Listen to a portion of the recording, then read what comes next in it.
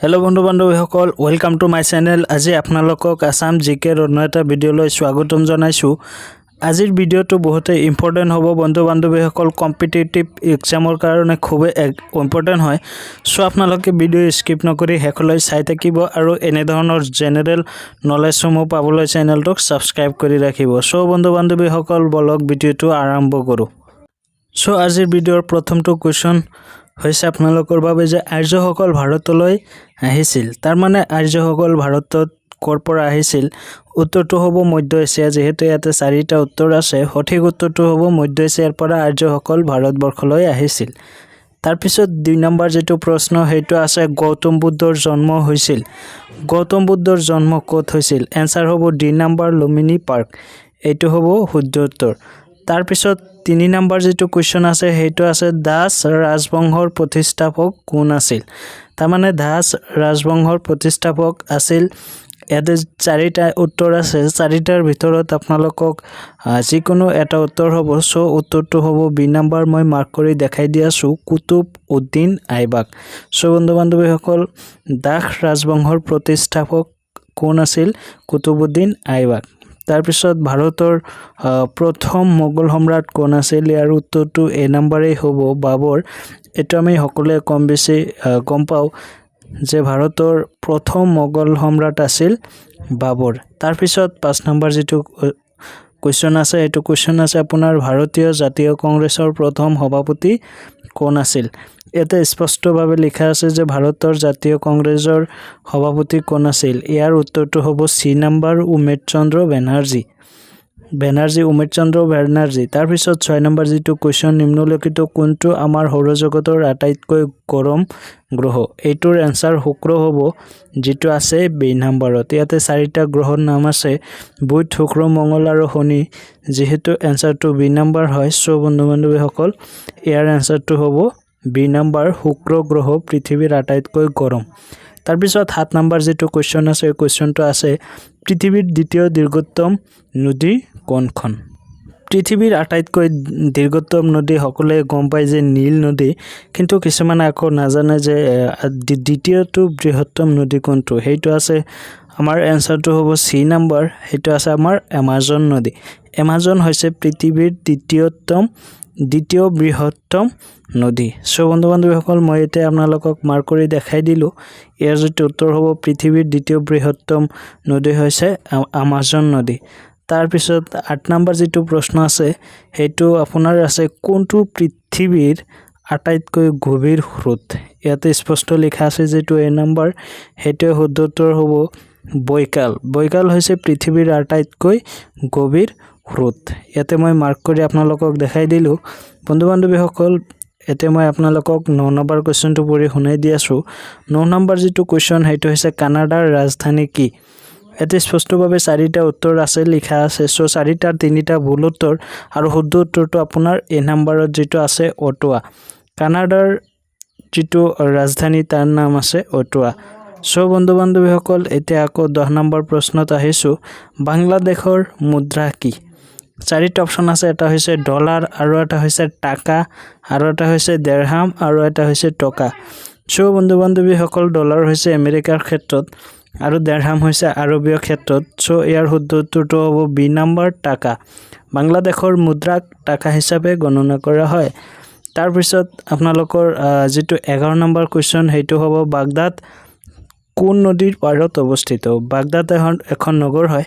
So বন্ধু বান্ধৱীসকল এই Baghdad নগৰখন কোনটো নদীৰ পাৰত অৱস্থিত? ইয়াৰ শুদ্ধ এনসাৰটো হৈছে এ নম্বৰ টাইগ্ৰিছ নদীৰ পাৰত অৱস্থিত। এনে ধৰণৰ আৰু জিকেসমূহ পাবলৈ চেনেলটোক সাবস্ক্ৰাইব কৰি ৰাখিব।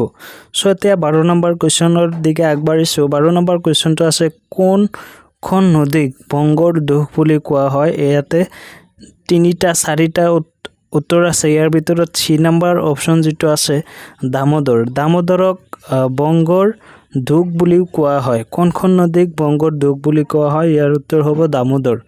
তাৰ পিছত 13 নম্বৰ যেটো কোৱেশ্চন আছে হেটো হৈছে নিম্নলিখিত কোনখন দেশক উদীয়মান সূৰ্যৰ ভূমি বুলি কোৱা হয়? সো বন্ধু বান্ধৱীসকল এইটো কিন্তু খুবেই ইম্পৰ্টেন্ট আৰু আমি প্ৰায় সকলোৱে জানো যে ইয়াৰ এনসাৰটো হ'ব জাপান। জাপানক উদীয়মান সূৰ্যৰ ভূমি বুলিও কোৱা হয়।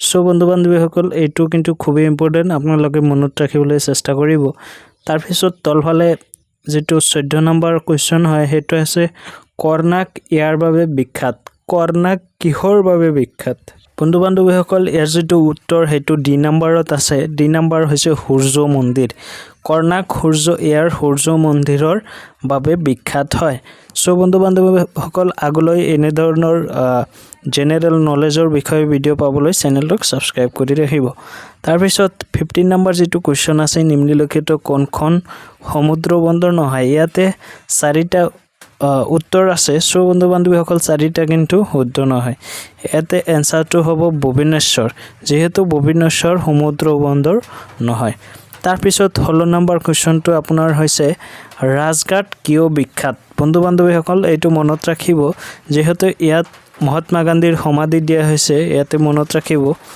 যে ৰাজঘাট এই কাৰণে বিখ্যাত যে ইয়াত মহাত্মা গান্ধীৰ সমাধি আছে তাৰ পিছত 17 নম্বৰৰ যেটো কোৱেশ্চন আছে বন্ধু বান্ধৱীসকল বিখ্যাত সোণালী মন্দিৰ কোনখন চহৰত অৱস্থিত ইয়াতে চাৰিটা অপচন আছে ইয়াৰ উত্তৰটো হ'ব সি নম্বৰ অমৃতসৰ যে বিখ্যাত সোণালী মন্দিৰটো অমৃতসৰত অৱস্থিত এতিয়া আহিল 18 নম্বৰ কোৱেশ্চন 18 নম্বৰটো কোৱেশ্চন মই আপোনালোকক পঢ়ি শুনাই দি আছো ইয়াতে লিখা আছে বন্দীপুৰ ৰাষ্ট্ৰীয় উদ্যান অৱস্থিত তাৰ মানে বন্দীপুৰ নেশ্যনেল পাৰ্কটো কোনটো ৰাজ্যত অৱস্থিত ইয়াত তিনিটা ৰাজ্য আছে এটা আছে তামিলনাডু কৰ্ণাটক কেৰালা আৰু মহাৰাষ্ট্ৰ সো বন্ধু বান্ধৱীসকল এই চাৰিটাৰ যিকোনো এটাহে শুদ্ধ উত্তৰ হ'ব ইয়াৰ শুদ্ধ উত্তৰটো হ'ব বি নম্বৰ কৰ্ণাটক তাৰ পিছত যেটো 19 নম্বৰ কোৱেশ্চনত আছে যে নিম্নলিখিত কোনটো ভাৰতৰ বিশ্ব ঐতিহ্য ক্ষেত্ৰ সো বন্ধু বান্ধৱীসকল কোৱেশ্চনটো মই আকৌ আপোনালোকক শুনাই দিছো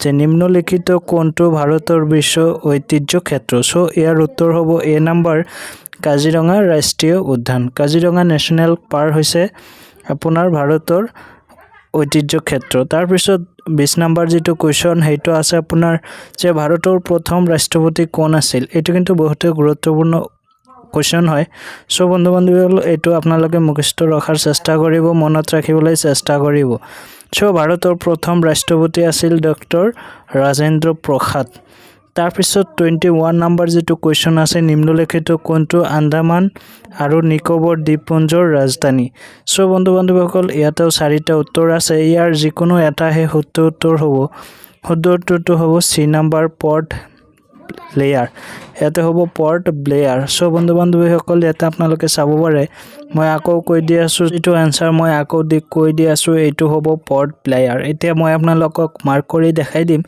সো আপোনালোকে যদি এনে ধৰণৰ কোনো কম্পিটিটিভ এক্সামৰ বাবে কোনো আৰু জেনাৰেল নলেজৰ বিষয়ে জানিব বিচাৰে তেনেহলে চেনেলটোক সাবস্ক্ৰাইব কৰি ৰাখিব তাৰ পিছত এটো আছে লেয়াৰ ইয়াতে মই ব্লেয়াৰ লিখি দিছো বন্ধু বান্ধৱীসকল সো ইয়াতে যেটো শুদ্ধ আনসাৰ হেতু হৈছে পৰ্ট লেয়াৰ আনসাৰটো হ'ব পৰ্ট লেয়াৰ তাৰ পিছত যেটো 22 নম্বৰ কোৱেশ্চন আছে লেপছে এক জনজাতি লিপস জনজাতিটো ক'ত অৱস্থিত সো ইয়াতে চাৰিটা উত্তৰ আছে ইয়াতে যিকোনো এটা শুদ্ধ উত্তৰ হ'ব সো বন্ধু বান্ধৱীসকল লিপছে এক জনজাতি এটো হৈছে বি নম্বৰ উত্তৰটো হ'ব বি নম্বৰ মই মাৰ্ক কৰি দেখাই দি আছো এনসাৰটো হ'ব সিকিম লিপছে এক জনজাতি সিকিমৰ এটা জনজাতি হয় তাৰ পিছত 23 নম্বৰ যেটো কোৱেশ্চন আছে নিম্নলিখিত কোনটো ৰাজ্যৰ পাকিস্তানৰ হৈতে এক উমৈহতীয়া সীমান্ত আছে সো এইটো কিন্তু বহুত ইম্পৰ্টেন্ট কোৱেশ্চন হয় এটো আপোনালোকক আকৌ কৈ দি আছো নিম্নলিখিত কোনটো ৰাজ্যৰ পাকিস্তানৰ হৈতে এক উমৈহতীয়া সীমান্ত আছে এটো শুদ্ধ আনসাৰটো হ'ব গুজৰাট তাৰ পিছত বন্ধু বান্ধৱীসকল যেটো 24 নম্বৰ কোৱেশ্চন আছে এটো মই আপোনালোকক শুনাই দিছো যে অসমৰ বাবে কিমানখন লোকসভা আসন আছে সো ইয়াৰ উত্তৰটো প্ৰায় আমি সকলোৱে জানো তথাপি আপোনালোকে কমেন্টত জনাই দিব যে অসমৰ বাবে লোকসভাৰ আসন আছে 14খন তাৰ পিছত আপোনালোকে জানে ইয়াতে 25 নম্বৰ কোৱেশ্চনটো মই পঢ়ি শুনাই দি আছো যে ভাৰতীয় ৰাজ্যৰ ৰাজ্যপালক কাৰ দ্বাৰাই নিযুক্ত কৰা হয় এটো বহুত ইম্পৰ্টেন্ট কোৱেশ্চন হয় এটোৰ আনসাৰ হ'ব ভাৰতৰ ৰাষ্ট্ৰপতিয়ে ৰাজ্যপালক নিযুক্তি দিয়ে সো বন্ধু বান্ধৱীসকল তাৰ পিছত আছে 26 নম্বৰ কোৱেশ্চন হুব্ৰুটো কাপ কিহৰ বাবে খেলা হয় এটো খুব ইম্পৰ্টেন্ট কোৱেশ্চন ইয়াৰ আনসাৰটো হ'ব ফুটবল হুব্ৰুটো কাপ ফুটবল খেলৰ বাবে খেলা হয় তাৰ পিছত আছে আপোনাৰ 27 নম্বৰ যেটো কোৱেশ্চন আছে হেতু সাইকেল চলোৱা প্ৰতিযোগিতা অনুষ্ঠিত হোৱা ঠাইখনক কি বুলি কোৱা হয় সো মই কোৱেশ্চনটো আকৌ কৈ দি আছো যে সাইকেল চলোৱা প্ৰতিযোগিতা অনুষ্ঠিত হোৱা ঠাইখনক কি কোৱা হয় ইয়াতে চাৰিটা মান অপচন আছে সো শুদ্ধটো মই আপোনালোকক কৈ দিম শুদ্ধটো হ'ব বেলেড্ৰম যেটো বি নম্বৰ আনসাৰ হয় হেতুৱে হ'ব শুদ্ধম সাইকেল চলোৱা ঠাইখনক বেলেড্ৰম বুলি কোৱা হয় তাৰ পিছত 28 নম্বৰ যেটো কোৱেশ্চন আছে মই আপোনালোকক এতিয়া পঢ়ি শুনাই দি আছো বন্ধুসকল আপোনালোকে চাব পাৰে ইয়াতে 28 নম্বৰ কোৱেশ্চন বাৰাবাটে ষ্টেডিয়াম ক'ত অৱস্থিত ইয়াতে চাৰিটা অপচন আছে সো ইয়াৰ যেটো শুদ্ধ উত্তৰ হ'ব হেতু হৈছে কটক সো বন্ধুসকল ইয়াৰ যেটো বাৰাবাটে ষ্টেডিয়াম ক'ত অৱস্থিত ইয়াৰ এনসাৰটো হ'ব সি নম্বৰ কটক মৰমৰ বন্ধুসকল আপোনালোকে যদি কোনো কম্পিটিটিভ এক্সাম দিবলৈ বিচাৰে তেনেহলে এনে ধৰণৰ জেনাৰেল নলেজ বা এক জিকে বুলিও কোৱা হয় অতি গুৰুত্বপূৰ্ণ হয় সো আগলৈ এনে ধৰণৰ ভিডিও পাবলৈ চেনেলটো সাবস্ক্ৰাইব কৰি ৰাখিব ভিডিও ভাল পালে এটা লাইক কৰি দিব আজিৰ ভিডিও মানে ধন্যবাদ